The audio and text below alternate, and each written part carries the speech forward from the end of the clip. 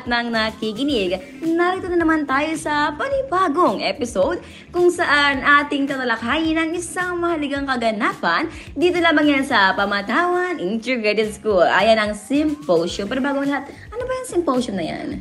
Yung symposium isang formal yan na pagtitipon kung saan dinadaluhan ito ng mga eksperto, guro, mag-aaral. Syempre, hindi mawawala yung mga tagapagsalita. Tinatalakay nila dito ang isang mahalagang paksa. Kasi layunin nila magbigay ng mas malalim na kaalaman. Nagbabahagi rin sila ng iba't ibang pananaw upang makapagbukas ng mga diskusyon na magtutulak sa mga dumalo na magnilay-nilay pati kumilos. Ayan, kasi isa sa mga naging highlights ng programa kanina, yung mga inspiradong mensahe mula sa ating mga tagapagsalita na sina Kuya J. Lance B. Marusio at si Ma'am Daisy Dacayo. Pero ano ba yan? Patungkol saan ba yan? Symposium kanina? Symposium kanina, nabanggit nila yung 5 hours 5 hours? Alam mo ba yung sa 5 hours? Ano ba yung 5 hours na yan? Yung recycle, reuse, reduce, repair, and recovery. Ayan. Pero alam mo ba kung ano talaga yung pinaka main na highlights kanina? Oo. Ano pinaka gusto nilang iparating sa mga mag-aaral? Ayan. Narinig ko kanina about siya sa environmental awareness.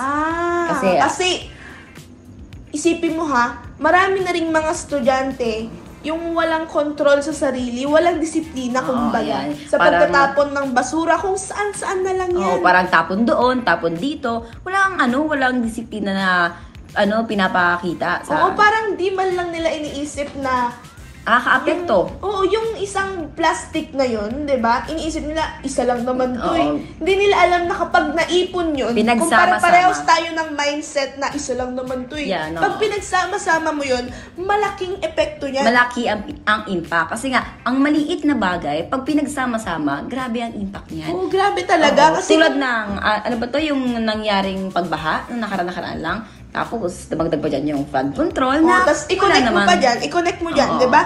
Yung pagbaha na yan, cause yan ng dulot ng... Ayan na yung mga basura natin, inaani na natin kumbaga, di ba? Dulot yan ng ng kawalan ng disiplina ng mga tao sa kanilang mga basura. Kaya buwabara yung kanal. At pag na rin yung pollution na nangyari Pero sa tingin mo, sino nga ba talaga dapat ang pinakatuligsain sa mga ganitong problema na kinakaharap ng ating bansa? Alam mo, wala naman kasing dyan, walang specific na tao kumbaga. Kasi lahat tayo ay may kasalanan sa mga nangyayaring ganyan. Kasi lahat tayo nagko-consume ng kalat. Lahat tayo nagtapon doon. Tapos ikaw, isipin mo, di mo ba naisip na yung mga tinatapon mo kung saan-saan ay nakaka-apekto rin to. Kasi aminin man sa hindi, lahat tayo ay nagtatapon ng basura. Pero ako aaminin ko, nagtatapon talaga ako ng basura. Tuwing may mga event na naman tayo, di ba? Mga pakitang tao lang tayo. Ayan. Diyan lang sila diyan lang naman talaga tayo magaling. Kumbaga, mga plastic. Kumbaga, diyan lang tayo gumagalaw, kumikilos kapag alam na natin na may mga event naman. Pero diyan na rin tayo katabos dahil masyado nang umiinit ating usapin.